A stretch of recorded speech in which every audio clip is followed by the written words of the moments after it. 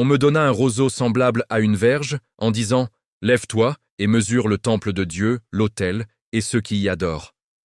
Mais le parvis extérieur du temple, laisse-le en dehors, et ne le mesure pas, car il a été donné aux nations, et elles fouleront la ville sainte pendant 42 mois. Je donnerai à mes 2 témoins le pouvoir de prophétiser, revêtus de sacs, pendant 1260 jours. Ce sont les 2 oliviers et les 2 chandeliers qui se tiennent devant le Seigneur de la terre.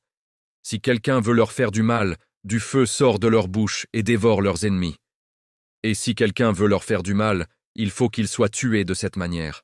Ils ont le pouvoir de fermer le ciel, afin qu'il ne tombe point de pluie pendant les jours de leur prophétie. Et ils ont le pouvoir de changer les eaux en sang et de frapper la terre de toute espèce de plaie, chaque fois qu'ils le voudront.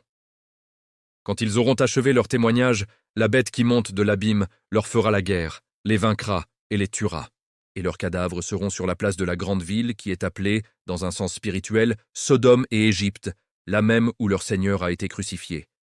Des hommes d'entre les peuples, les tribus, les langues et les nations verront leurs cadavres pendant 3 jours et demi, et ils ne permettront pas que leurs cadavres soient mis dans un sépulcre. Et à cause d'eux, les habitants de la terre se réjouiront et seront dans l'allégresse, et ils s'enverront des présents les uns aux autres, parce que ces 2 prophètes ont tourmenté les habitants de la terre.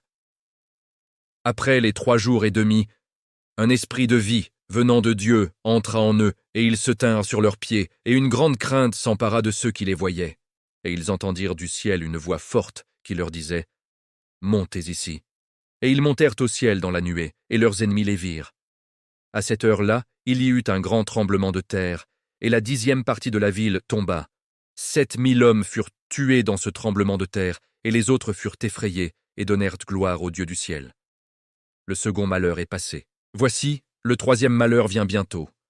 Le 7e ange sonna de la trompette.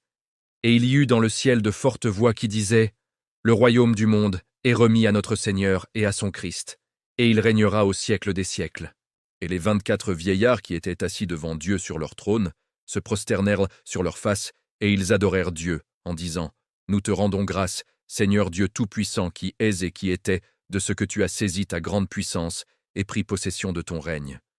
Les nations se sont irritées, et ta colère est venue, et le temps est venu de juger les morts, de récompenser tes serviteurs, les prophètes, les saints, et ceux qui craignent ton nom, les petits et les grands, et de détruire ceux qui détruisent la terre. Et le temple de Dieu dans le ciel fut ouvert, et l'arche de son alliance apparut dans son temple. Et il y eut des éclairs, des voix, des tonnerres, un tremblement de terre,